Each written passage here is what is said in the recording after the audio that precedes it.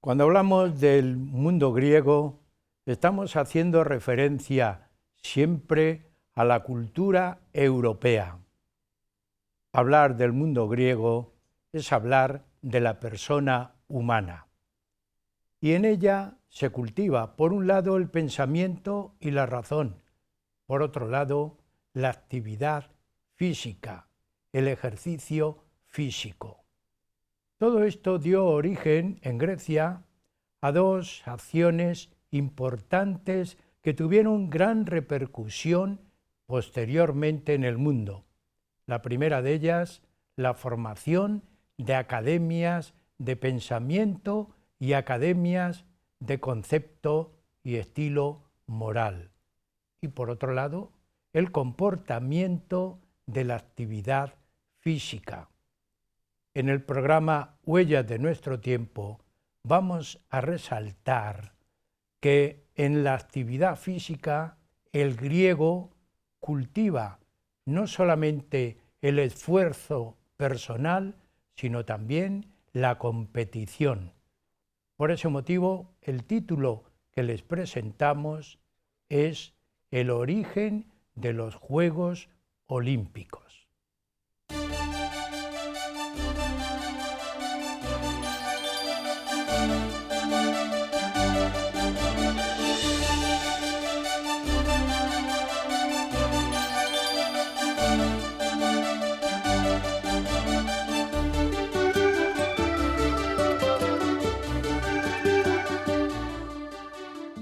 En el mundo griego se cultiva el espíritu y también el cuerpo.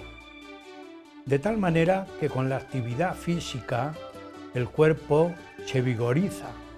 Podríamos decir, se entusiasma por vivir y por existir. Pero tiene un ingrediente importante, el alma. Aglutina cuerpo y alma de tal manera que busca la perfección. Pero cuando hablamos de perfección, estamos refiriéndonos al sistema armónico que en la persona ocurre generalmente cuando se compagina cuerpo y espíritu. Huellas de nuestro tiempo les presenta hoy un tema intelectual y también un tema físico. Cómo se formaron los Juegos Olímpicos en la ciudad denominada como tal Olimpia. Para tratar el tema y exponer el tema, tenemos, como siempre, a un invitado, investigador, especialista en la materia. En este caso, es una médico que, ya jubilada, se dedica al estudio del mundo antiguo.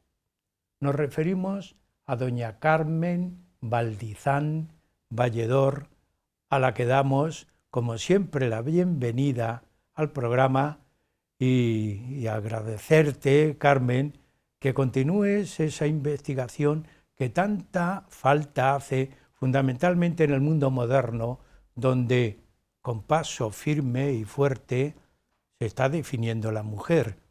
Así que muchas gracias, Carmen. Muchas gracias a vosotros por haberme invitado de nuevo a participar en el programa. Y yo estoy encantada de exponer aquí pues, temas que a mí me gustan mucho y creo que son interesantes para el mundo en que vivimos, porque realmente, como tú has dicho al iniciar el programa, es el origen de nuestra cultura, el origen de nuestra historia.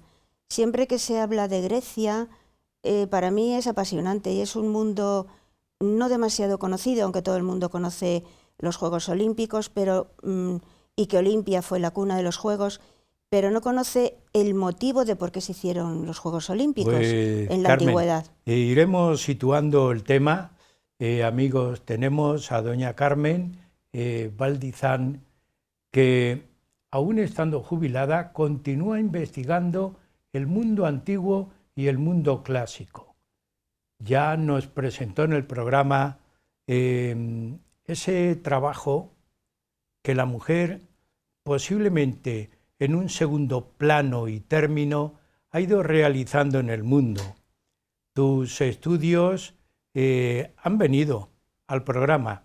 Recordamos Aspasia Hipatia de Alejandría, Aspasia de Mileto, Madame Curie, posteriormente, y todo ese cúmulo de mujeres científicas que han contribuido en la historia a mejorar no solamente la ciencia, sino también el mundo técnico y el mundo, hoy diríamos, hasta el mundo empresarial. Sería un término muy de la época actual. Continúas investigando en la antigüedad y hoy tratas un tema que tiene proyección en el curso académico que no hace mucho hemos iniciado, 19 y 20, 2019-2020. Tú inicias un programa que va a tener continuidad en el tiempo. En el próximo 2020 se van a producir los Juegos Olímpicos modernos en Tokio. Hoy iniciamos nosotros la situación antigua, el origen.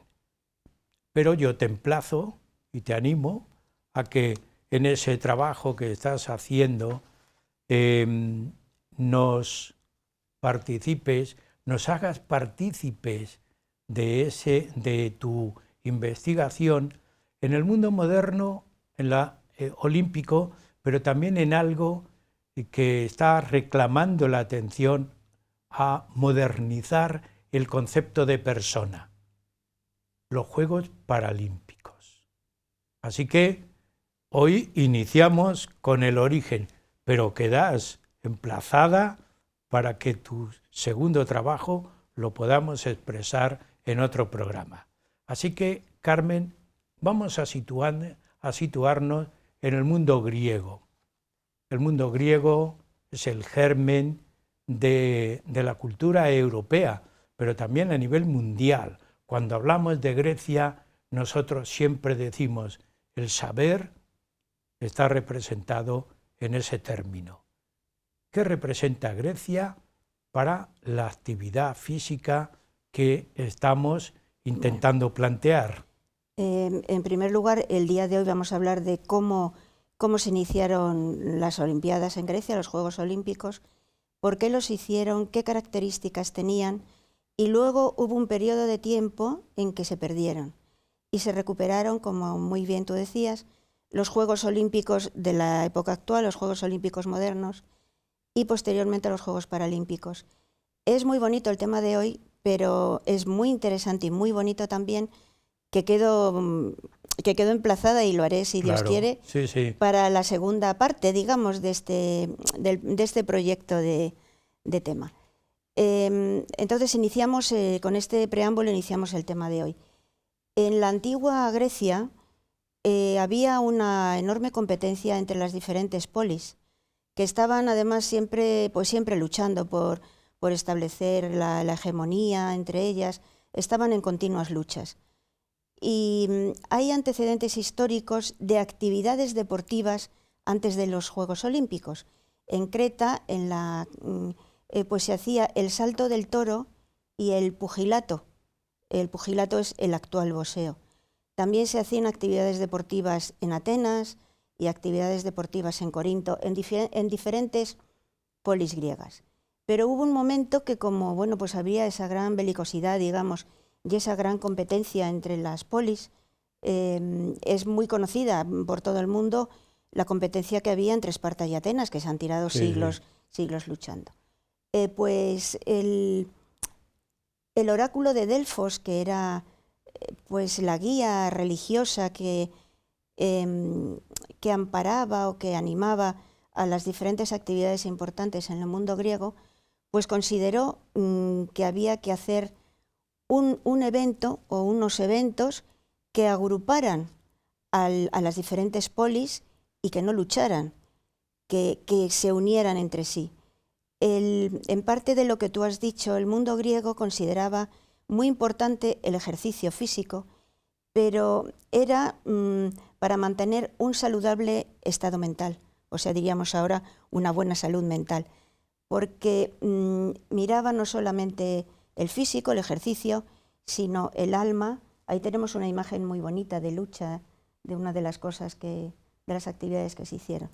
El alma, la educación, el espíritu y la sabiduría. Quería reunir todo eso en la persona que hacía ejercicio.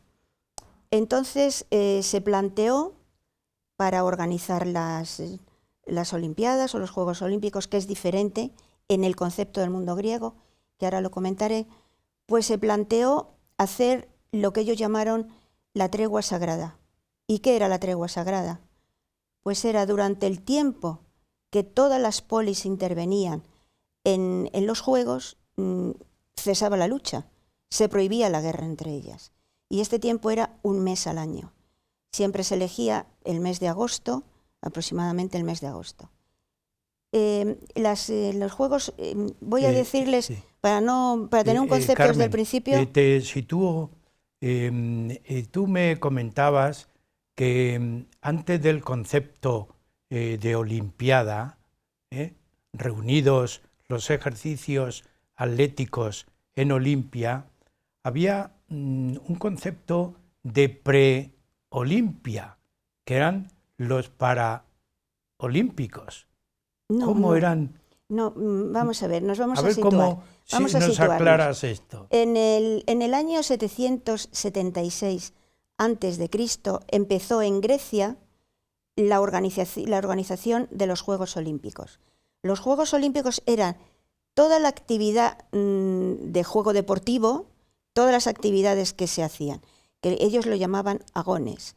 Y las Olimpiadas era el tiempo que había entre ese conjunto de juegos y el siguiente. Y fue tan importante en el mundo griego que su cronología se servía de esta palabra, de las Olimpiadas. Entonces se decía el primer año de la tercera Olimpiada, por ejemplo, el segundo año de la cuarta Olimpiada. O sea, una cosa eran los Juegos Olímpicos, que eran todas las actividades, y otra cosa las Olimpiadas, que era el tiempo entre los años que pasaban entre una y otra. Cuando organizaron esto los griegos, el resto del mundo que no era griego no lo entendían, pero es que ellos tenían ese concepto. Pero no podían participar. No podían participar. Pero quería resaltar y decirlo de nuevo, que ellos buscaban el espíritu, la fortaleza interior y la inteligencia, además del juego.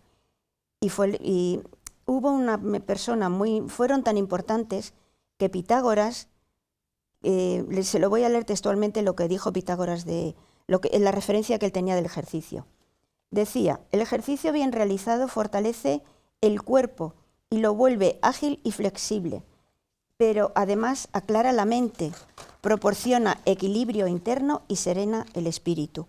Es todo lo que hemos venido comentando, que has hablado primero tú y luego lo he refrendado yo. Pitágoras, que todos le conocemos, todo el mundo, por el teorema de Pitágoras cuando vamos al colegio. Como matemático. Pero fue un gran moralista. Él creó una escuela que era la escuela pitagórica, que era un movimiento esotérico, filosófico, metafísico, científico, religioso, que fue muy importante en aquella época. Carmen, acabas de decir algo que me comentabas, el sentido religioso que tenían los Juegos Olímpicos. Ahora lo comentaré. Sí, ahora lo comento. Es para que no se nos olvide la idea. No se nos va a olvidar. Pero es que me interesaba mucho resaltar lo de Pitágoras. Pitágoras residió en Crotona, una de las islas de la Magna Grecia, que estaba muy cerca también de la isla de Síbaris. Es muy interesante la historia de Pitágoras, pero bueno, una vez que ya he dicho lo que él pensaba de la actividad física, le dejamos en su sitio a Pitágoras. Habría que hablar de la escuela pitagórica, y que sería más incluso para hacer un programa, por la trascendencia histórica que tuvo. Sí, es muy bonito, muy interesante y muy bonito. Bueno, pues entonces ahora ya vamos con los Juegos Olímpicos. Tenían un carácter religioso.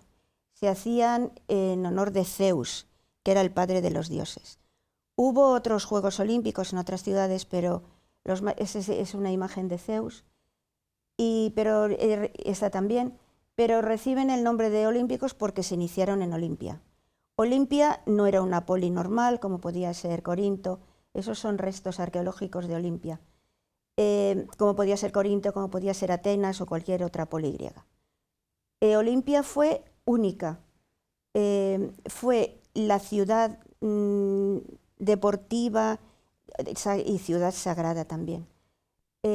Los juegos duraron hasta el año 393, 394, dicen otros autores, hasta que el emperador Teodosio I, que ya se había introducido el cristianismo y estaban los romanos en Grecia, pues los Juegos Olímpicos los suspendió porque decían que eran paganos.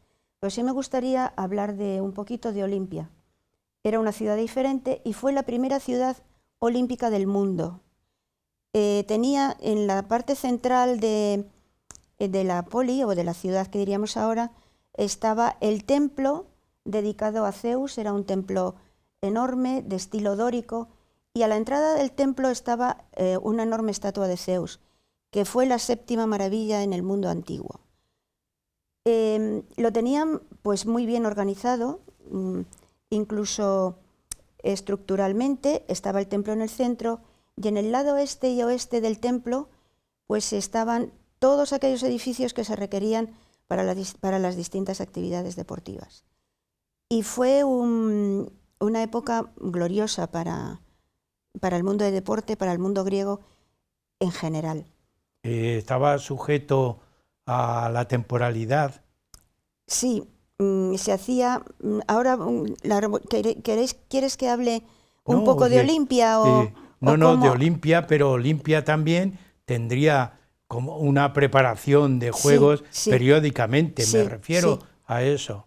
Olimpia tenía, acabo con la estructura de la poli.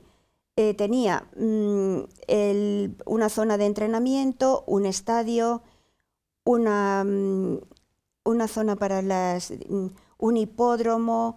Todo eso se ha ido descubriendo arqueológicamente porque quedó absolutamente destruida.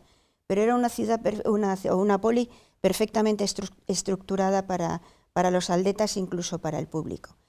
Ahora, ¿cómo se organizaban?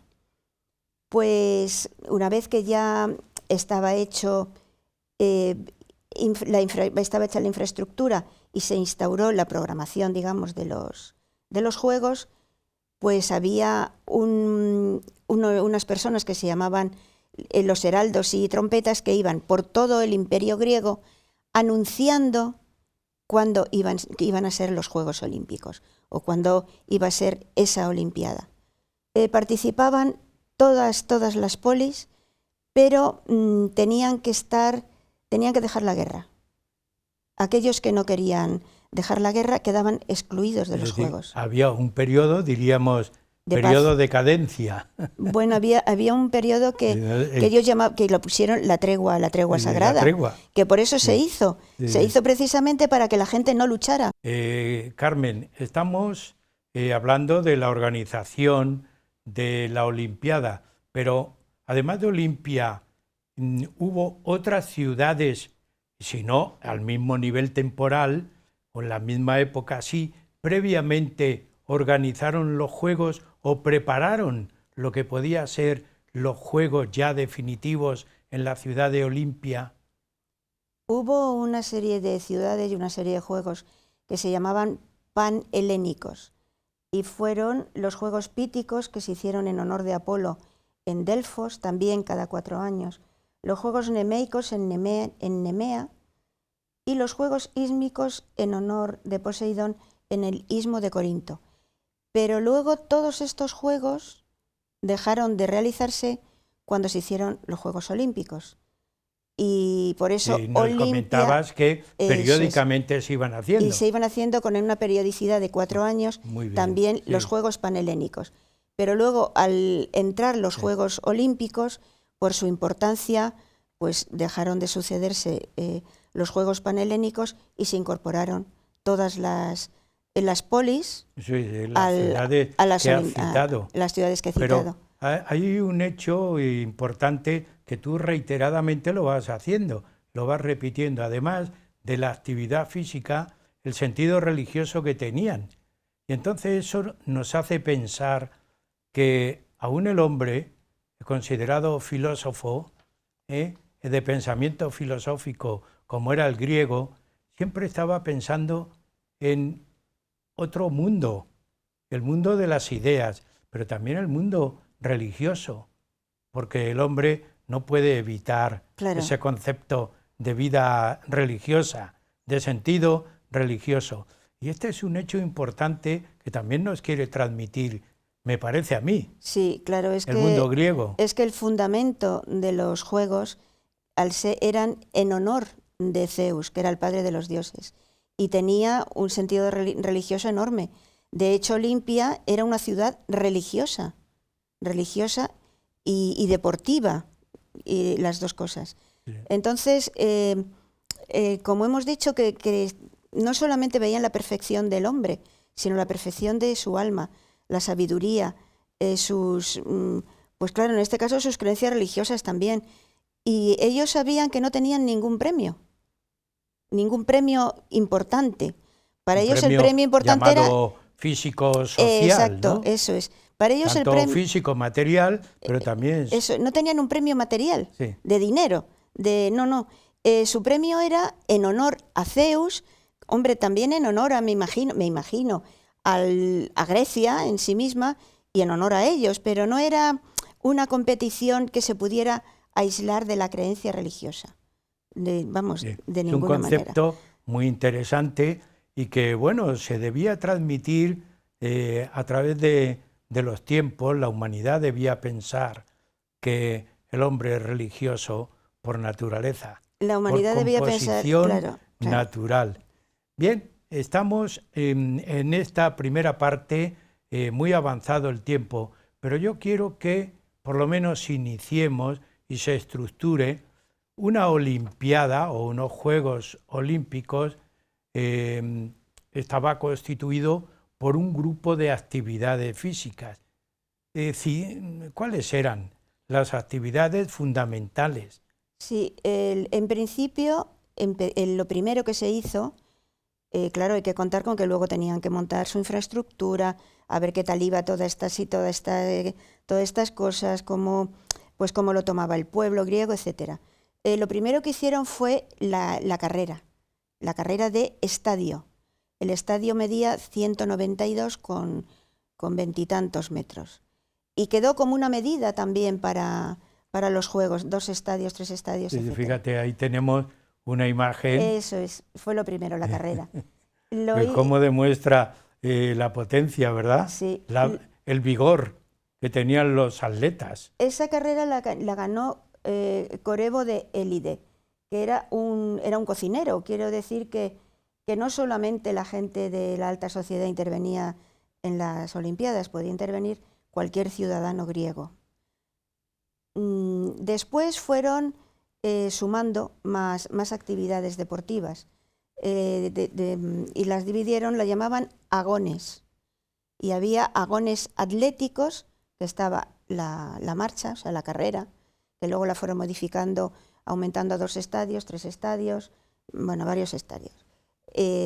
Luego empezaron las pruebas atléticas, que era el lanzamiento de disco, lanzamiento de jabalina, y posteriormente fueron haciendo actividades luctatorias, lo llamaban ellos, que era la lucha. Y era la lucha libre, que sería una imagen que teníamos ahí muy bonita, que nos han puesto. Había el pugilato, eso podría ser lucha libre. El pugilato, que era el actual, esa sería la de lucha libre. El pugilato, que era el actual boxeo, y luego introdujeron también otra actividad dentro de las luctatorias, que se llamaba el pancracio. Y a mí me sorprendió mucho cuando lo estuve leyendo, porque en el pancracio pues se admitían las llaves entre los luchadores, las luxacciones, golpearles en cualquier sitio, porque el boxeo, por ejemplo, tiene sus reglas. Ellos empezaron primero luchando sin guantes, posteriormente, como en la actualidad, se pusieron los guantes. Pero el pancracio no tenía unas reglas, digamos, de juego, y era excesivamente agresivo. Se permitía todo, y decía que se permitía todo, excepto meter los dedos en los ojos. Yo me quedé muy perpleja cuando lo leí. Carmen, nos vamos a quedar ahí, pero nos han puesto una imagen que yo quiero que la recuperemos, el discóbolo de Mirón. Sí. Paramos en esta primera parte y continuaremos con el discóbolo para que nos hables de ese segundo grupo de actividades que son las que posiblemente marcaron ya un ritmo más importante. Bien, un pequeño descanso también a ustedes, amigos.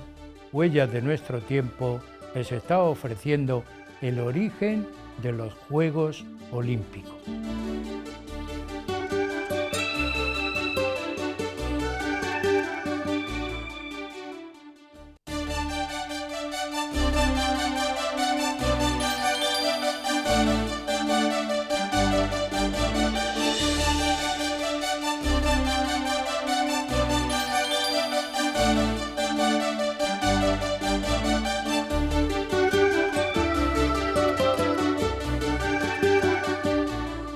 Huellas de nuestro tiempo les está ofreciendo hoy un tema muy atractivo.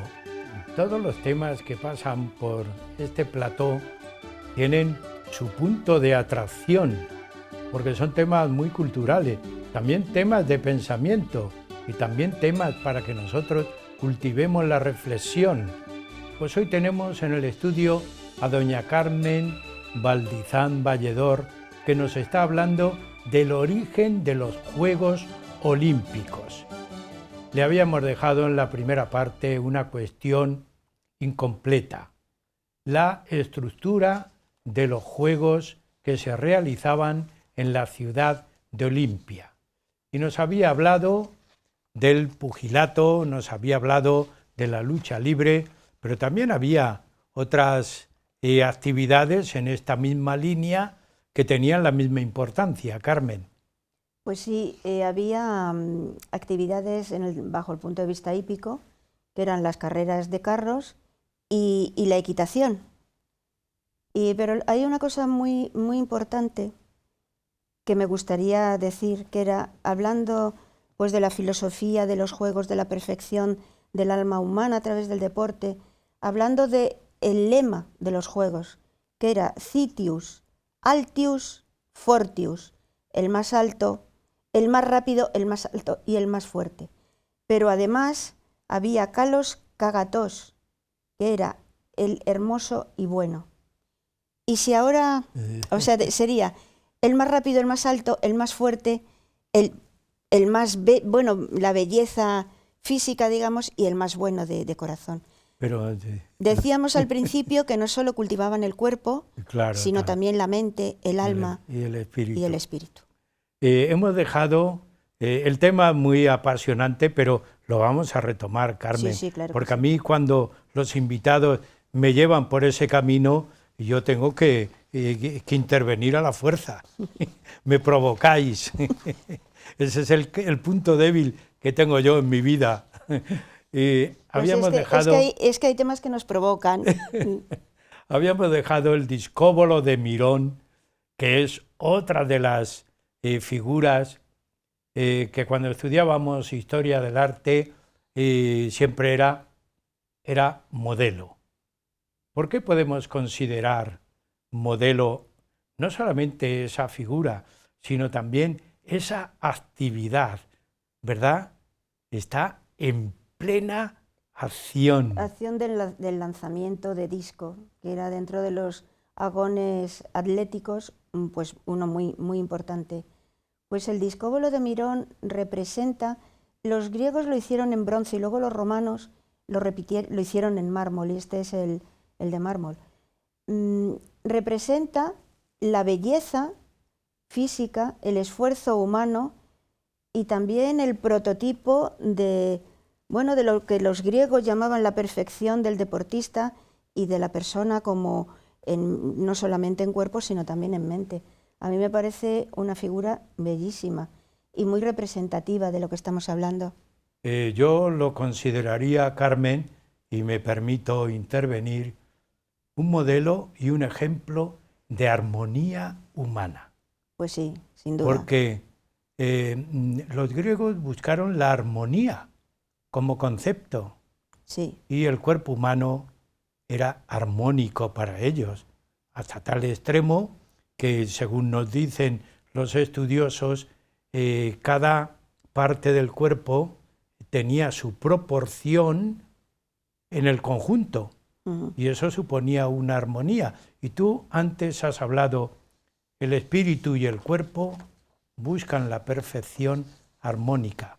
Pues por esa línea yo no quiero intervenir más, Carmen, porque tú eres la invitada y yo te quiero reconducir a un tema que apasiona y que tú me has planteado antes. Tú hablabas de Pitágoras, yo voy a hablar de Platón. Platón tiene una obra maravillosa que debían leer todos los políticos, lo debían releer todos los políticos de la educación, que se titula La República. Para mí es uno de los mejores sistemas educativos de la historia.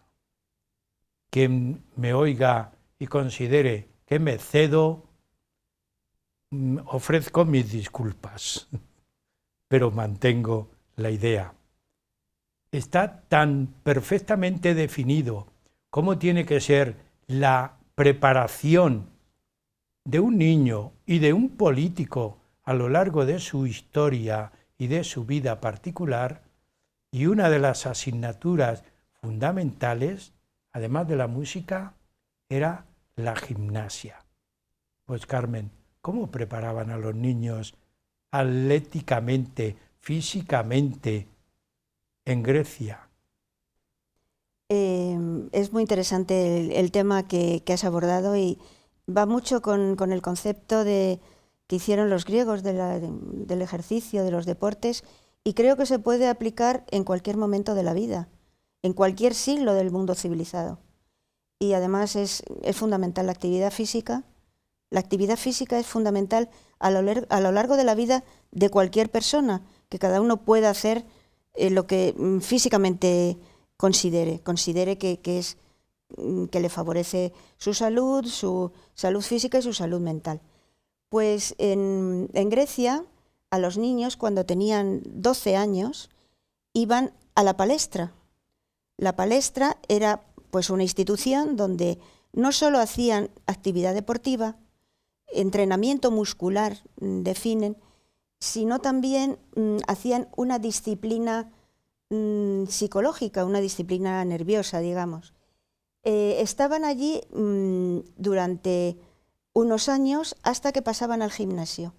Allí en el gimnasio pues continuaban haciendo ejercicio físico, cultivando la mente, hasta que ya a los 20 o 22 años se consideraban lo suficientemente preparados para ser atletas.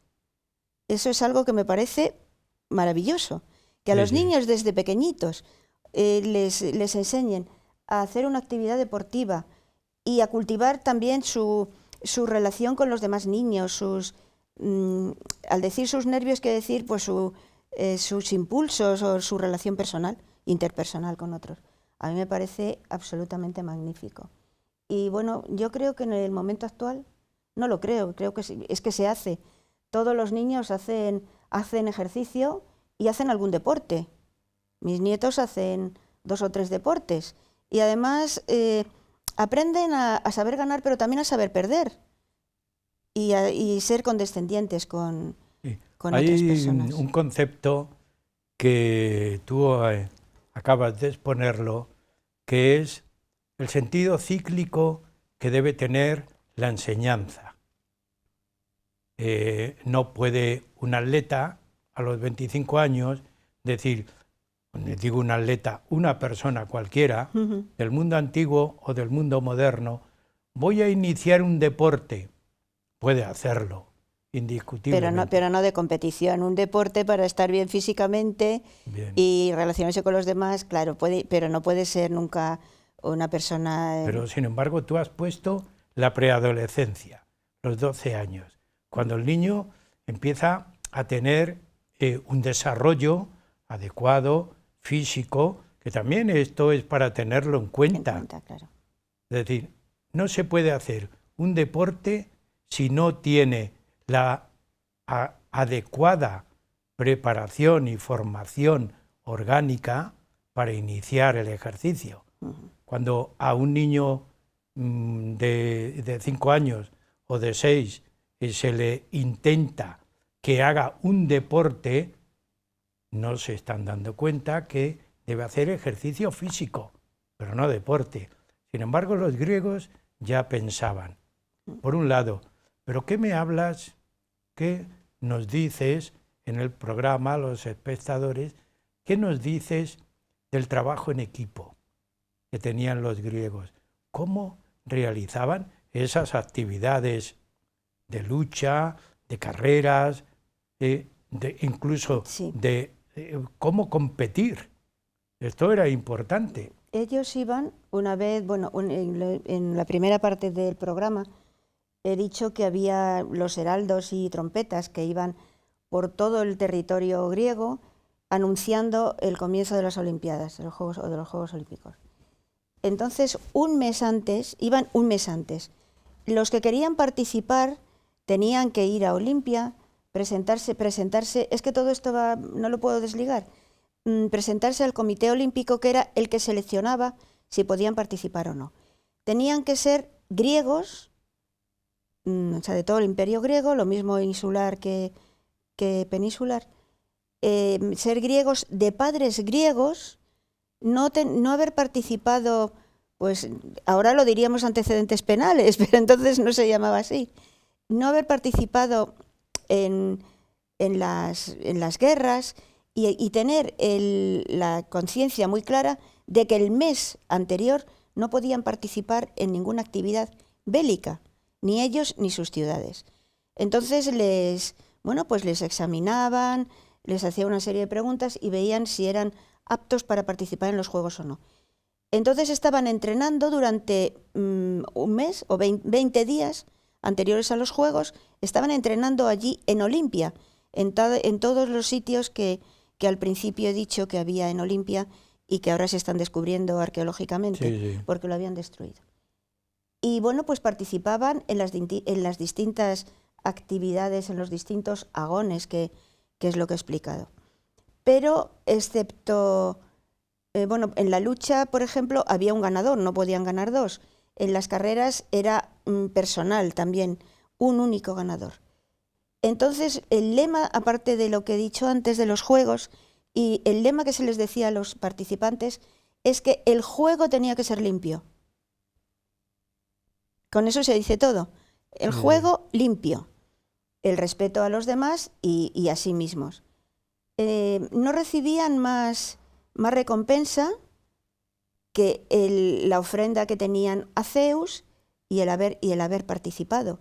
Pero ellos participaban para ganar, no como ya diremos en los juegos modernos, que lo importante no es ganar, sino participar. No. Para ellos lo importante era ganar. Y era un gran esfuerzo personal para poder ganar. Cuando he dicho que participaban solamente griegos, hombres, nunca participaron las mujeres, pero es que a las mujeres tampoco las dejaban asistir a la representación de los Juegos. A los Juegos no podían asistir. Entonces hay una leyenda que siempre te cuentan en Olimpia, que una vez se disfrazó una mujer de hombre y fue a ver los Juegos. Y además estaba severamente castigado si entraba una mujer, aunque fuera disfrazada. Solamente dice la historia que se dio ese caso. Y la descubrieron que era mujer, pero es que participaba un hijo suyo, un atleta, y tuvo la suerte de que su hijo ganó.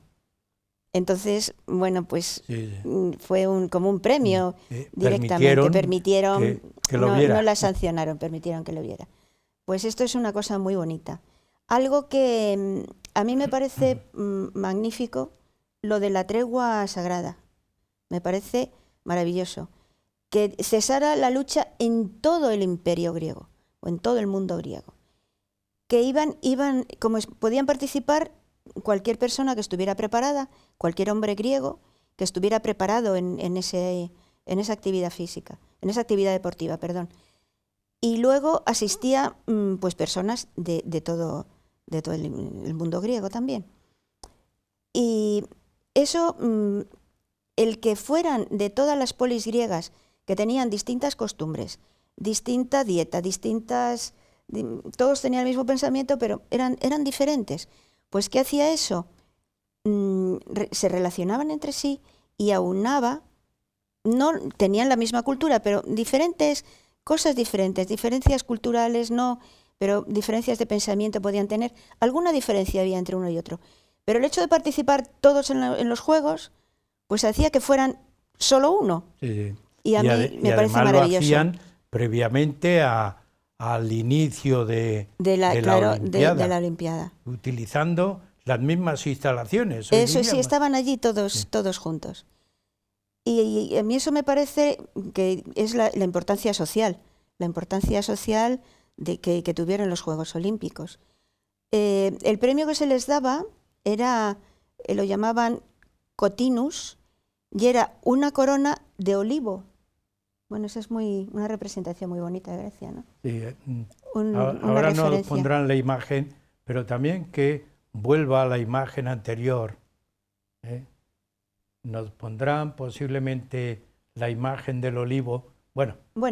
Ahí tenemos, es un templo, un monumento importante en Grecia. En Grecia, como una representación del mundo griego, que todos la llevamos en la mente, ¿no? El Partenón. El Partenón de Atenas. Que quiere decir el templo a todos los dioses, que viene bien, sí, porque todos los dioses participaban en la Olimpiada. Aunque era... Ahí tenemos pues esto es la representación el premio del cotinus. Esto era lo que se le daba al ganador.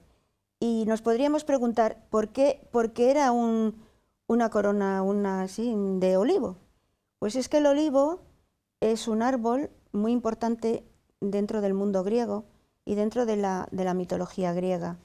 Hay una leyenda que cuenta que había una lucha entre Poseidón y Atenea por la hegemonía de Atenas. Entonces Zeus, esto llegó a Zeus, al padre de los dioses, y les dijo que les iba a someter a una prueba, que llevaran algo que fuera útil para el mundo, para la persona, para siempre, algo que fuera muy útil para los griegos.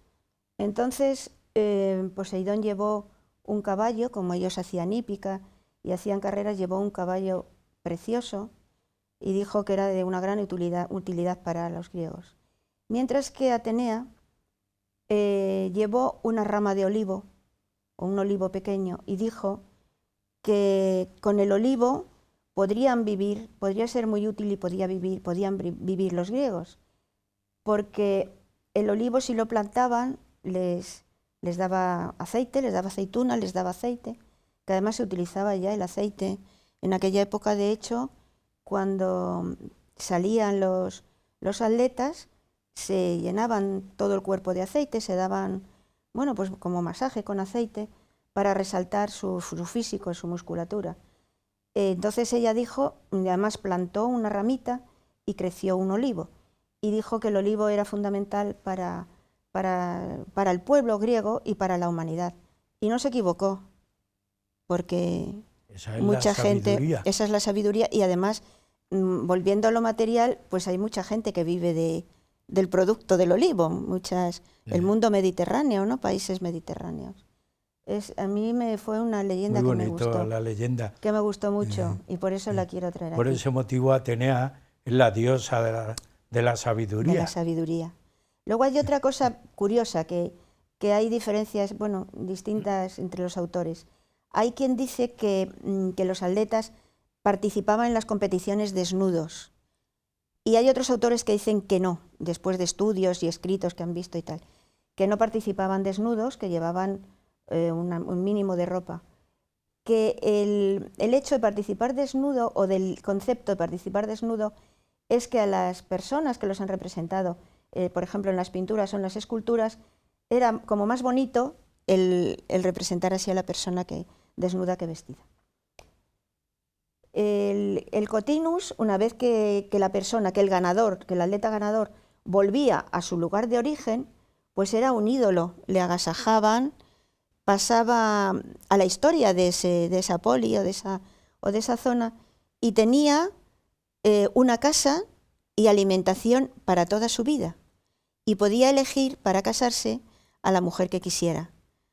Y el premio era, pues eso, el reconocimiento de todos sus compañeros, digamos, o la gente de su lugar, y luego pues que le daban vivienda, le daban alimentación, y pasaba también a la historia porque se contaba en el tiempo que les decía antes, pues por ejemplo, el primer año de la 10ª Olimpiada donde ganó fulanito de tal. Le hacían también estatuas y pasaba la historia de los Juegos y de las Olimpiadas. Carmen, hay algo que siempre atrae cuando se va a organizar una Olimpiada o se presenta una Olimpiada, siempre aparece una llama, la llama olímpica. En Grecia también se daba la llama olímpica. Sí. Cuando iban a realizarse los Juegos, como eran en honor de Zeus, se hacían diferentes ofrendas a Zeus. Entonces se hacía una montaña donde, bueno, o un monte, se acumulaban todas las ofrendas a Zeus. Y aquellas ofrendas se quemaban. Y allí había una persona que tenía una antorcha que no estaba encendida, que se encendía en las cenizas de las ofrendas del dios Zeus. Esto es precioso, esto simboliza pues Delfos con las sacerdotisas, ¿no? Pero la historia es de otra manera. Una vez que se estaban quemando las ofrendas a Zeus, pues pensaron, ¿cómo vamos a hacer lo de la antorcha?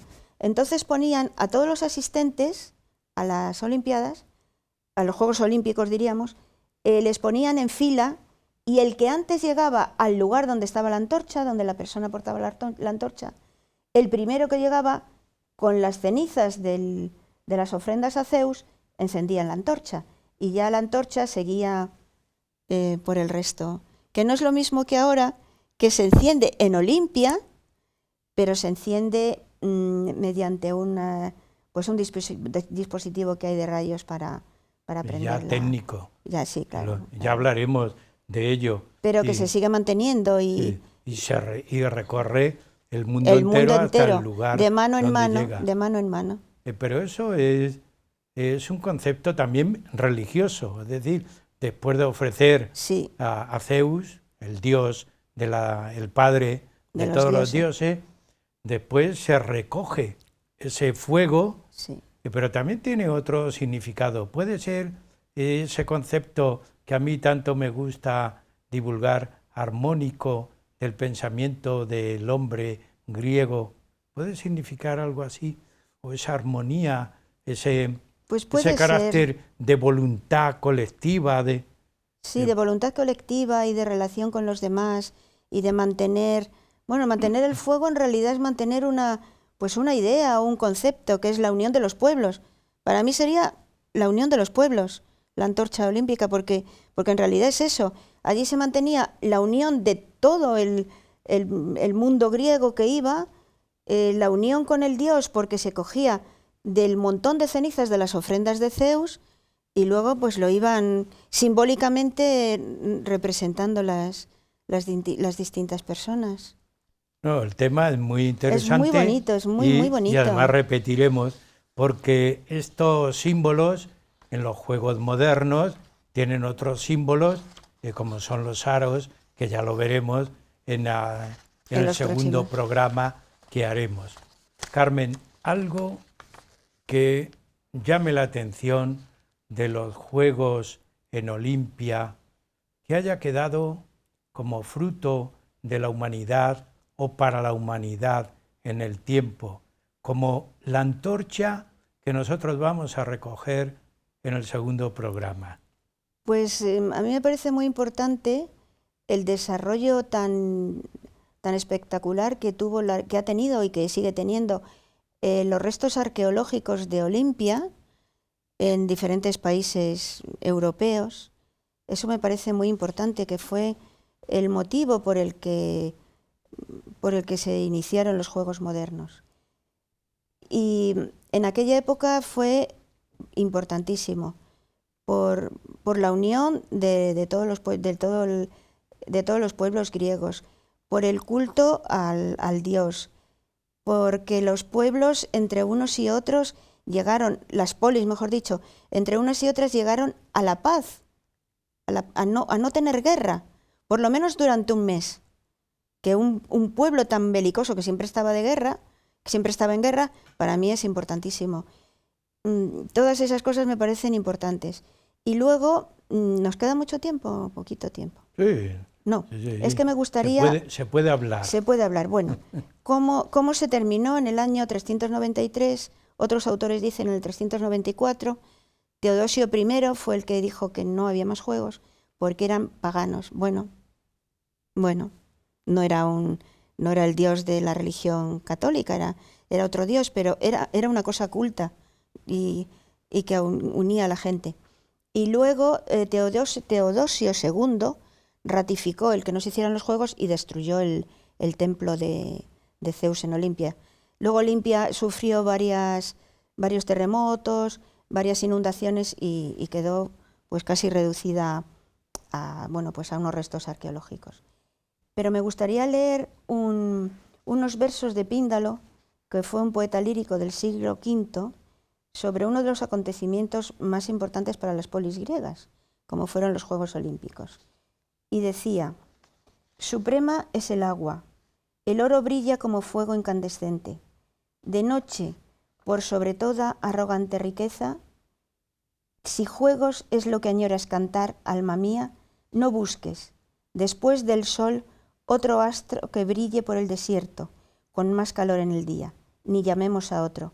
Esto quiere significar, para mí quiere significar que no había nada más bonito, ni se podía buscar nada más grandioso que las cenizas, porque lo dice aquí, ¿no? El fuego incandescente, o sea, las cenizas del monte de las ofrendas del dios Zeus, y luego lo que representaban los Juegos Olímpicos. Carmen, yo te agradezco, llegamos al final del programa, que con ese tema ya comentábamos muy al principio, estás emplazada para que hagamos los Juegos Olímpicos en la época moderna, ¿y te parece? Perfecto. Así que muchas gracias por estar en el programa. Y también a ustedes, como siempre, yo les agradezco que continúen con nosotros, porque Huellas de nuestro tiempo, todas las semanas, presenta un tema. Muchas gracias.